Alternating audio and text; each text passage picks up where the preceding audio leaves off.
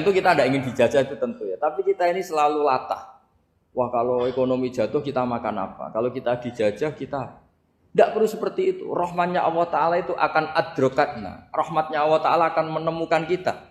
Apapun kondisi kita, apapun keadaan kita. Ini cara berpikir tauhid. Sehingga Nabi itu tidak pernah bayangkan umatku narata tunggoni piye, ditunggoni Allah.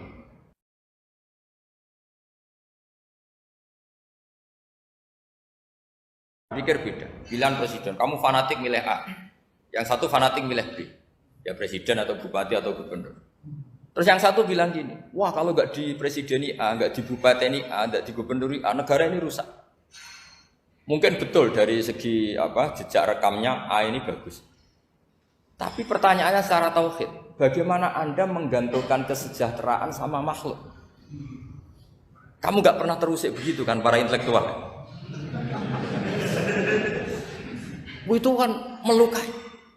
Bagaimana mungkin Anda menggantungkan kesejahteraan dengan seorang makhluk? Wah kalau di presiden A pasti Indonesia makmur, kalau bupati A pasti Sleman makmur, pasti Bantul makmur.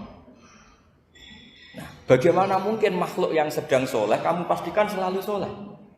Wong dia makhluk bisa berubah. Sementara yang B misalnya fasik, wah kalau dipimpin B pasti rusak negara.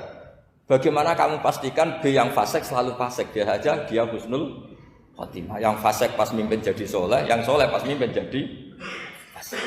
Akhirnya ulama karena tahu sifat manusia itu rubah-rubah dan kendali di tangan Allah, sikapnya nggak jelas. Saya ini termasuk orang yang terkenal nggak jelas. Karena kalau ditanya, Gus sampean pilih presiden mana, bakti mana? Sanut pangeran sing dadi aku loyal. Wah, anut pangeran yo kacau. Wah, luwih kacau menan anut pangeran kata saya. Ini kan sudah tidak sambung karena pikirannya ulama. Memang nggak beda, cara berpikir ulama itu beda. Bahkan bapak saya itu kalau didik saya itu begini. Kalau meseli saya atau ngirim saya dulu itu kan pakai mesel. Ini uang kamu 500.000 untuk kamu. Mesti ditambahi 100.000 ini tuh buat jajan sama teman-teman. Mesti ada uang pokok, ada uang sedekah. Dulu saya sering tanya, kenapa bapak sangat menghormati teman-teman saya? Kata bapak, kowe mondok iku aku ora iso nyukupi, sing iso nyukupi ya kanca-kanca. Ternyata betul, rata-rata anak kuliah atau anak mondok uang pribadinya kan 8 hari dari dikirim sudah habis. Berarti kan masih 22 hari kok bisa hidup itu kan barokahnya teman-teman itu. Malah yang agak beling itu 1 hari sudah habis, berarti ada 29 yang bergantung sana sini. Sehingga Nabi dulu cara ngendikan tuh unik. Kata Nabi, da'un nasa yarzuqu wahu ba'duhum ba'du. Manusa barno wae, engko saling memberi rezeki. Ketika ada collab, Medina itu pernah collab, terus sekarang pernah defisit itu. Beberapa pakar ekonomi datang ke Rasulullah, ya Rasulullah, sa'ir, tolong dikasih harga standar. Tapi apa jawabannya Nabi? La tusairu fa inna Allaha huwal musair. Kamu jangan kasih harga, Allah sendiri yang menentukan harga itu. Terus kata Nabi, kenapa engkau begitu ya Rasulullah? Ini negara harus ditentukan harga karena gini-gini. Kata Nabi, saya tidak ingin ketemu Allah dalam keadaan dolim. Tapi ini tentu di teori ilmu modern ini masalah. Tapi menurut orang modern. Tapi kalau menurut ilmu hakikat itu nggak akan masalah. Misalnya, kenapa Nabi tidak menentukan harga dalam keadaan negara seperti itu? Jawabannya pakar-pakar hakikat. Ya saya ulang lagi pakar-pakar hakikat begini. Misalnya ada orang menimbun supaya nanti harganya mahal. Ya. Terus ditimbun terus sampai nunggu harganya mahal. Lama-lama dia sadar kalau timbunannya nggak ada gunanya karena ternyata orang nggak beli. Nah, ketika orang nggak punya kemampuan beli, yang menimbun juga tidak punya uang. Nah, tapi kalau sampean tanya, tapi Gus nak tuku barang pokok kan kita mati karena kehabisan stok. Itu masalah tauhid Anda. Bagaimana mungkin kamu membayangkan seorang makhluk tidak bisa hidup atau nggak dapat rezeki?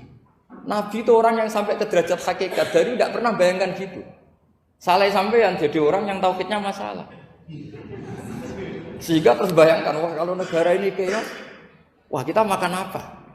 Kalau negara nggak stabil, wah kita gimana?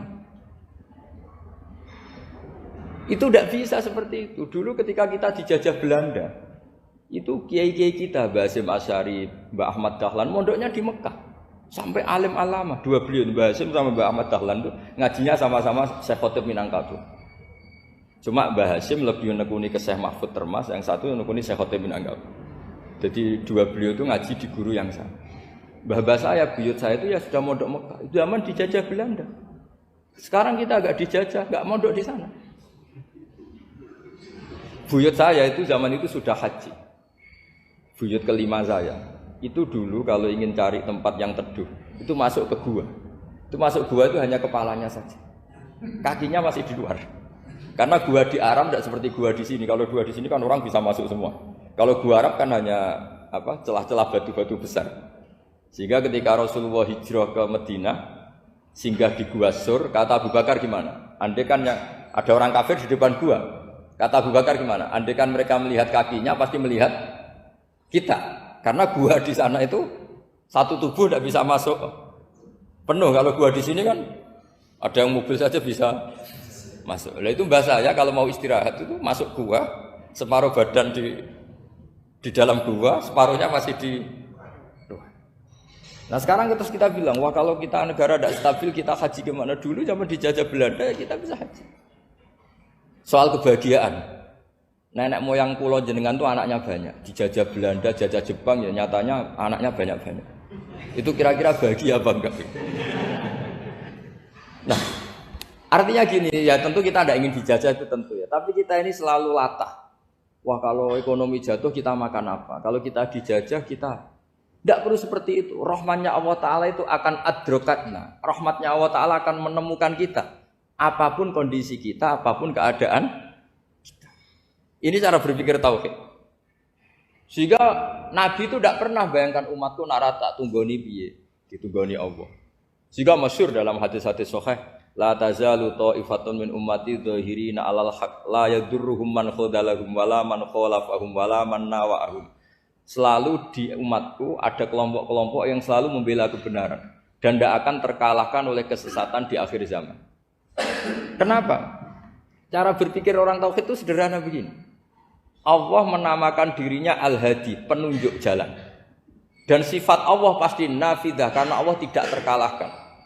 Sama seperti Allah menyifati dirinya Ar-Razzaq, Ar-Razik yang memberi rizki. Maka orang segoblok apapun, selumpuh apapun, selemah apapun tetap dapat rizki. Sama, Allah mensifati dirinya Al-Hadi, memberi petunjuk. Maka zaman serusak apapun orang tetap dapat petunjuk. Sehingga kita tidak perlu khawatir, wah nanti zaman kalau sudah rusak nasib Islam gimana? Ya coba sekarang, nasib Islam gimana? Ya baik-baik saja. Dulu ditunggoni wali songo ya banyak orang Islam, sekarang nggak usah wali songo. Ditunggu dosen-dosen yang ngajar aja tunggu digaji. Kiai pidato ya ada yang beri salam template. Itu kalau nuruti definisi ikhlas itu tidak ada yang masuk. Tapi meskipun demikian agama juga jalan. Kenapa agama ini jalan? Karena Allah Al-Hadi, penunjuk jalan. Ketika Allah mensifati dirinya penunjuk jalan dan sifatnya Allah pasti nafidah, pasti terjadi. Karena Allah tidak pernah gagal. Sehingga agama ini akan ada terus sampai akhir zaman. Coba Amerika kayak apa? Islamfobia. Di Amerika tambah lama tambah banyak Islam, Eropa juga gitu, Australia juga gitu. Andai kan nuruti teori sosial, sudah dunia sudah materialistik kayak gini, orang dohirnya itu akan meninggalkan agama. Nyatanya tidak juga. Saya pernah di Korea seminggu, itu di negara ateis. Itu TKI ke sana tuh nyari uang. Ternyata ya kepikiran bikin masjid, bikin komunitas Islam. Coba siapa yang menggerakkan hati itu?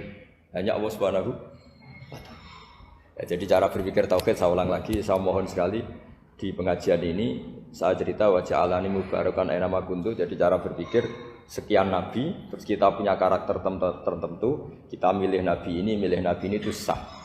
Karena ulama ummati ka'ambiyai Bani Israel. Ulama umatku itu ibarat kayak Nabi Bani Israel. Jadi ada yang milih tadi. Seperti Nabi Isa fokusnya ngurusi orang-orang nakal. Itu juga bagus karena di mana-mana Nabi itu seperti dokter. Tapi Nabi Yahya hanya berkawan sama orang-orang soleh. Kita tahu berkawan orang fasik itu resiko ketularan. Iman pas-pasan wae kancane nang fasik kan taqabbalallahu minna minkum gitu. Wong kamu sendiri tidak sehat-sehat amat berteman orang penyakitan kan bahaya. Tapi kalau kamu sebagai dokter kok hanya berteman orang sehat lalu kamu penelitiannya gimana? Masa saya dokter spesialis pernah penelitian semua orang sehat saya pernah saya teliti. Itu dokter aneh apa enggak? Saya dokter spesialis TBC, spesialis paru-paru. Yang kamu teliti siapa? Semua orang sehat. Pernah neliti yang sakit? Tidak pernah. Kan ya jadi dokter aneh. Tapi misalnya terus kamu sendiri terus berteman orang penyakitan terus kan ya rawan tertular. Nah, ini ada dua figur yaitu Nabi Yahya dan Nabi siapa? Ya saya kira demikian. Baik, jazakallahu khairan. Di sini kita